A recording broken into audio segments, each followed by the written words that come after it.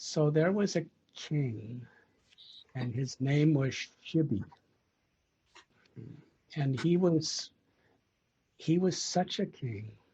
And in those days, kings, um, they didn't get voted in office. They didn't have to campaign every few years. They were there for their life. And of course, when there were bad kings, then, it's good to overthrow them.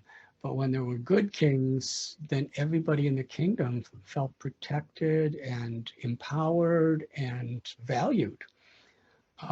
So he was like that.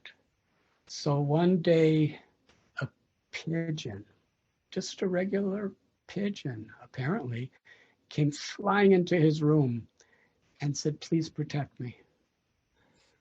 And Maharaj Shibi, now I can't be as animated as you are, Raghunath, but I'm going to try to tell the same words. Maharaj Shibi said, "I have given my heart and my life to protect everyone because nothing is mine. This kingdom is God's property to be used for God's children, and all of God's children in every form of life. Life is sacred in whatever form it may be within, and I must respect, honor, and protect." So the pigeon said, "A hawk is coming to eat me. He'll be right here. Please protect me. I'm helpless." So then the hawk came. And Maharaj Shibi said, "You're not going to touch this pigeon."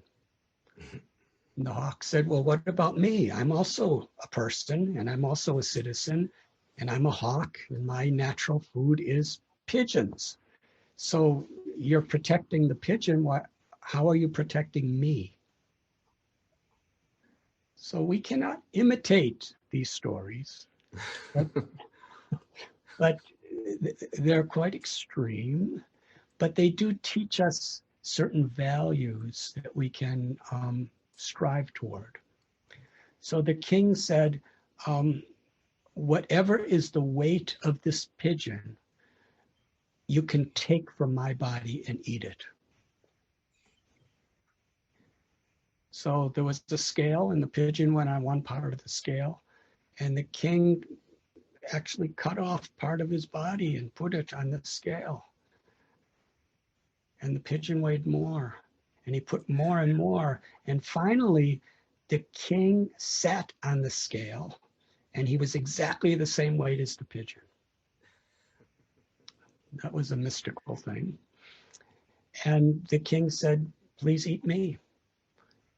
The greatest service we can offer to the Lord is to make sacrifices to show compassion to others. So now I'm yours." Now, why would a king who has such wealth and such power and such fame and such a beautiful family do this for a pigeon? We shouldn't do it to that extreme, but the value of his compassion, the value of his respect, and the value of his sense of responsibility to that respect and compassion is so much revealed in this story. So at that point, and he was actually willing and ready to give his life for someone who most of the world would consider insignificant, but he didn't see. He saw that pigeon as a child of God.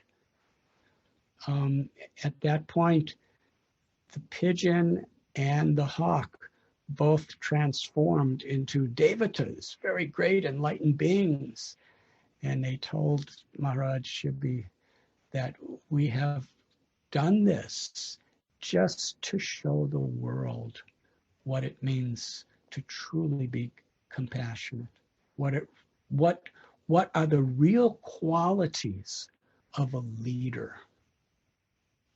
The Bhagavad Gita says, "Yad yad acharati srestas tadarevitirojana," that what leaders do, people follow. The mother and father are leaders of a family. The teachers are leading of a classroom. The politicians and government officials are leaders of the country. That there's spiritual leaders. There's leaders on so many levels. But the most important thing for a leader is to demonstrate and give an example of character. the type of character where we're not leading to serve our own selfish interests or our own ego, but our leading is based on the principle of what Sanskrit calls seva, or actual service to others. Service to the body, the mind, and the eternal soul of others.